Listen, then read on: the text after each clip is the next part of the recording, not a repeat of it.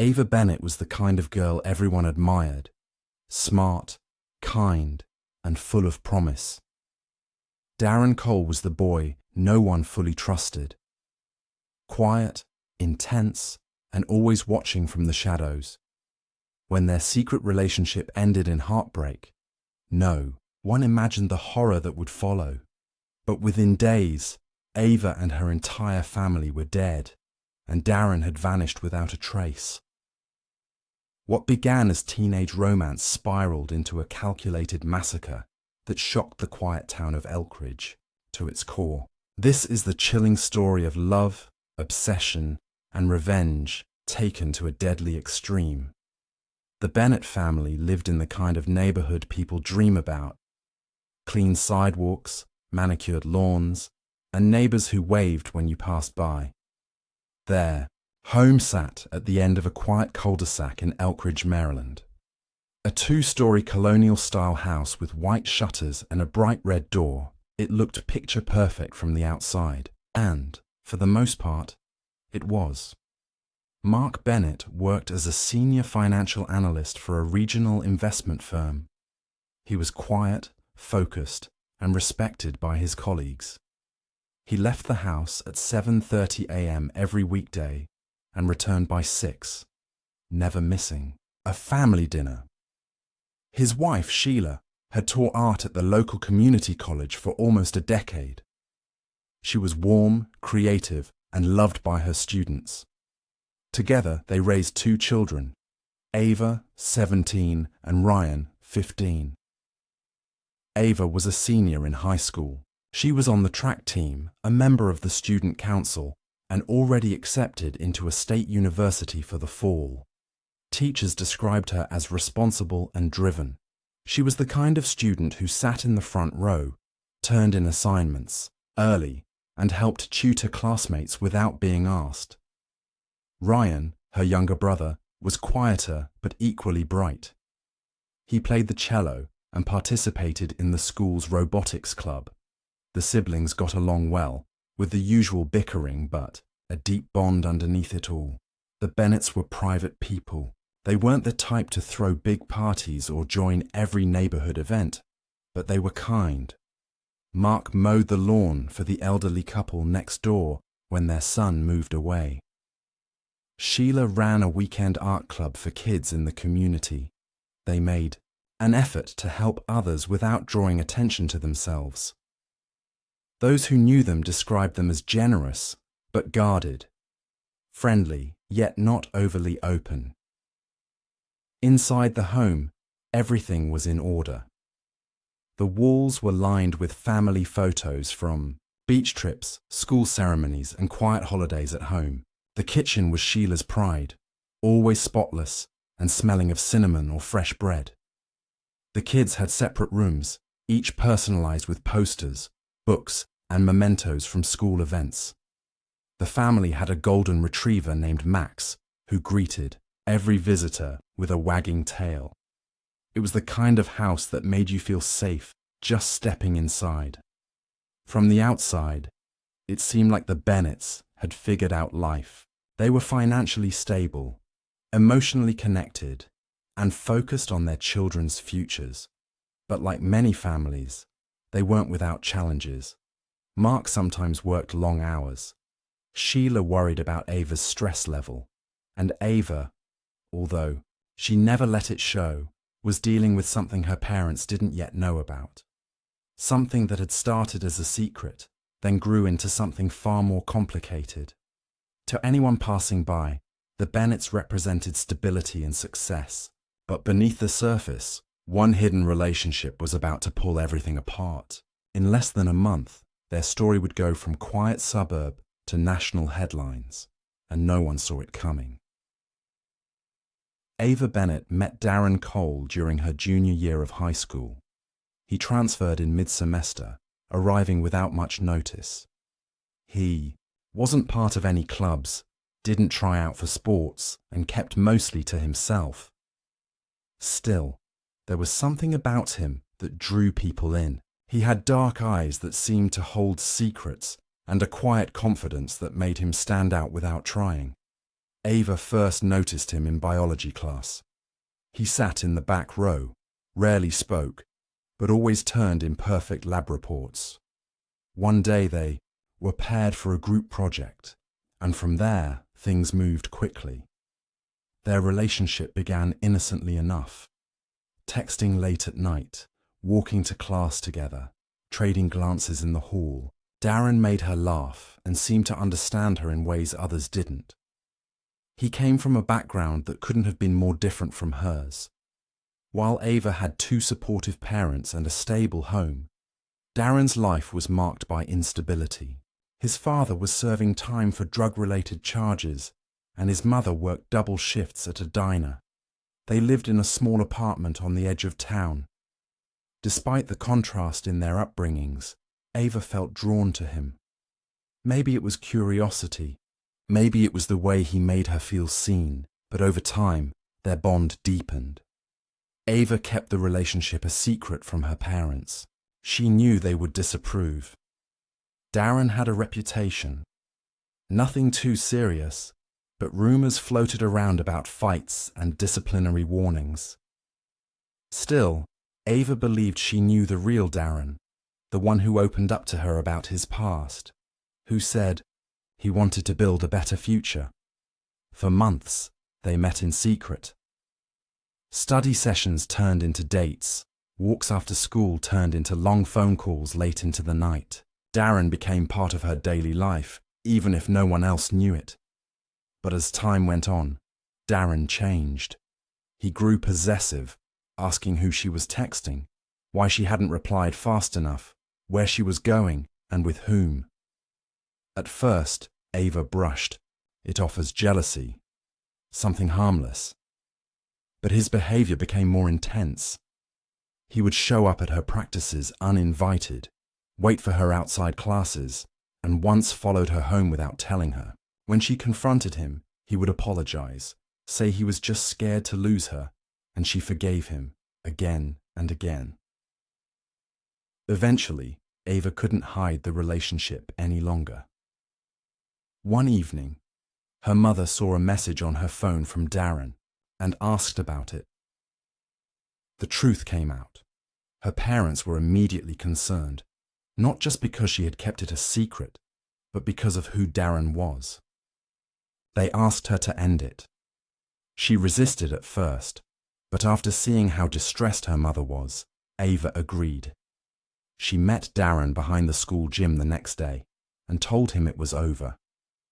What Ava didn't know was that Darren had never been in love before, and he didn't know how to handle rejection. Something inside him shifted that day. The relationship may have ended, but his obsession had only just begun. After Ava ended things, Darren Cole didn't cry, didn't beg, didn't shout.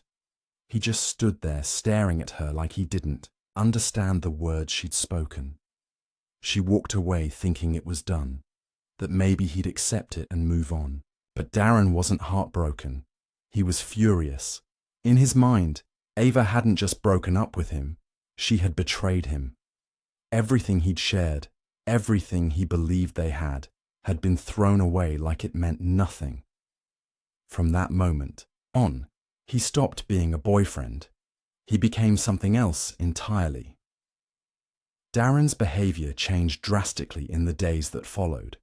He stopped attending most of his classes. Teachers noted his growing absence, but no one followed up. His mother assumed he was spending more time at the library or with friends. But Darren wasn't with friends. He was alone, planning. He drove past Ava's house multiple times a day, sometimes at night, circling the block slowly, headlights off. He studied the lights in the windows, memorized which rooms turned dark first. He watched who left the house in the morning and who returned in the evening. He began to write in a small black notebook. Inside, he recorded everything: the Bennett family's routines, their car models and license plate numbers, the times Ava left for school, when the dog was let out, even which nights the trash was put on the curb. His notes were cold and methodical. They showed no emotion, only observation. The breakup had created a wound in Darren's mind, and instead of healing, it turned into obsession. He knew Ava's house well. During their relationship, she had once given him a tour while her parents were out. He remembered the floor plan. He remembered where her room was. Most importantly, he remembered that she had once hidden a spare key under a flower pot by the garage door. Weeks after the breakup, he returned to check if it was still there. It was. Darren withdrew $300 from his bank account and used it to buy a prepaid phone and black gloves. He tossed the packaging in separate dumpsters around town. He changed his voicemail. He deleted his social media. He told his mother he was going to spend the weekend at a friend's house. She didn't question him. She rarely did. As he prepared, he grew more distant. He didn't speak in class. He avoided eye contact. He sat alone at lunch, headphones in, staring at nothing. But in his mind, things were coming together. He saw it as justice, not violence. To him, the Bennetts were the ones who had taken everything away from him. Ava had lied to him, used him, and then tossed him aside. Her parents had convinced her to leave him. Her brother had looked at him with contempt the few times they crossed paths. In Darren's eyes, they were all responsible. Each day, the plan became clearer. Each hour, his thoughts grew darker. He wasn't interested in moving on. He wasn't interested in healing. Darren wanted revenge, and in his mind, it was the only way to make the pain stop.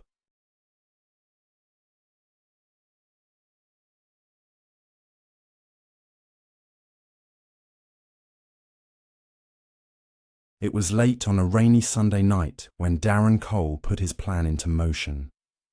The weather had shifted suddenly that evening. Heavy clouds rolled in, and by nightfall, the streets were slick with water, the sound of rainfall masking the quiet steps of someone who didn't want to be heard. While most families were winding down for the weekend, the Bennett household was calm and unsuspecting. Ava had been in her room studying. Ryan was finishing a video game. Sheila was reading in the living room. Mark had just turned off the TV. They had no idea a predator was already inside. Darren had arrived hours earlier. Wearing dark clothes and a black hoodie, he approached the side of the house just after sunset. He knew where the cameras were. Sheila had mentioned them during one of their conversations months ago, and he had learned how to avoid their field of view. He moved silently along the side yard, removed the flower pot, and retrieved the spare key.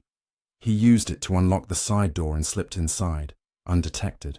Max, the family's golden retriever, barked once from the kitchen, but Darren had anticipated this. He brought a strip of raw meat laced with sleep medication and tossed it to the dog. Within minutes, Max was unconscious. He stayed hidden in the basement for over 3 hours, crouched behind boxes and storage shelves. He had brought water, gloves, and a concealed hunting knife, chosen because it was silent and easy to carry. He listened to the sounds of the house above him, the footsteps, the voices, the flushing of toilets. He waited until the lights started, going out one by one. When it was silent and the house was still, he made his move. The attack was swift and terrifying. Investigators would later piece together the sequence of events through forensic evidence and the scene left behind. Darren went room by room, moving deliberately, quietly.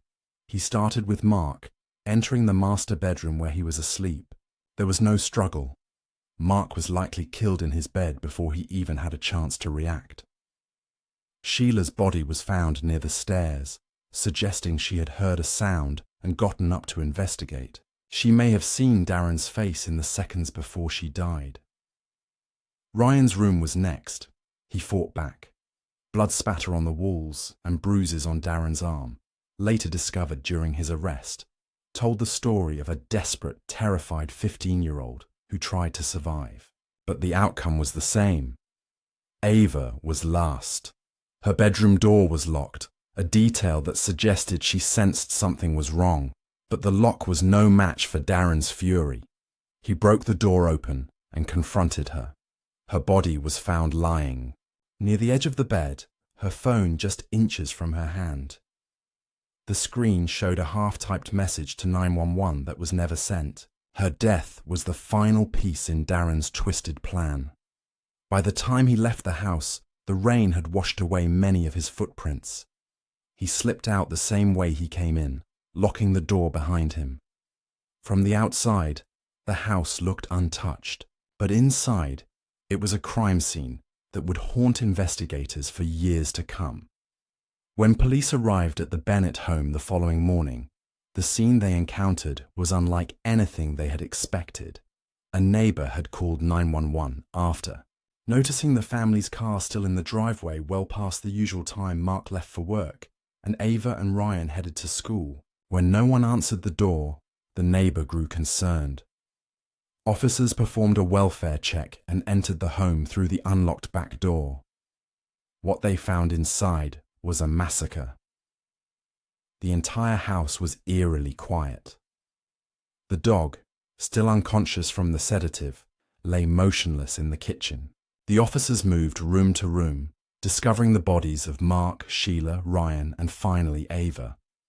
Each had been killed in a different part of the house. There were no signs of forced entry, no obvious motive. The family's valuables were untouched. Nothing appeared stolen. At first glance, it didn't even seem like a robbery. The precision and brutality of the murders suggested something far more personal. Detectives immediately launched a full-scale investigation. The scene was carefully documented, photographs taken, evidence bagged. Forensics teams scoured the house for fingerprints, fibers, footprints, anything. But it was clear the killer had taken steps to avoid leaving a trail. The only clue they found in the early hours was a muddy shoe print in the garage. One partial print, nothing else. Friends, neighbors, and teachers were interviewed. No one could think of anyone who would want to hurt the Bennetts. They were a well-liked, respected family. There were no known enemies, no recent disputes, no financial troubles. Everything about the case felt wrong. It didn't follow any pattern. The detectives recognized. Then, slowly, pieces of the puzzle started to emerge. A classmate of Ava's came forward and told police she had broken up with a boy named Darren Cole just a few weeks earlier. She described how Ava had kept the relationship quiet and how things had grown tense before it ended. Another student remembered that Darren had been acting strangely lately, withdrawn, angry, muttering to himself. He had also stopped showing up to school entirely around the time of the murders. Detectives pulled Darren's school records and found his address. When they visited his apartment, his mother answered the door, confused and worried. She said Darren had left on Sunday afternoon and claimed he was staying with a friend. He hadn't come home. She hadn't heard from him since. It wasn't long before investigators obtained phone records and realized Darren had purchased a prepaid phone just days before the murders. That phone had pinged several times near the Bennett residence late Sunday night, staying in the area for over 5 hours. This raised immediate red flags. Then came the break. One of Darren's friends contacted police after hearing rumors and confessed that Darren had recently burned a pair of shoes in his backyard fire pit, claiming they were ruined from walking in the rain. The same type of shoes matched the tread pattern found in the garage. Everything began pointing in one direction. Darren Cole wasn't just a former boyfriend. He had motive. He had opportunity. And he had disappeared without a trace.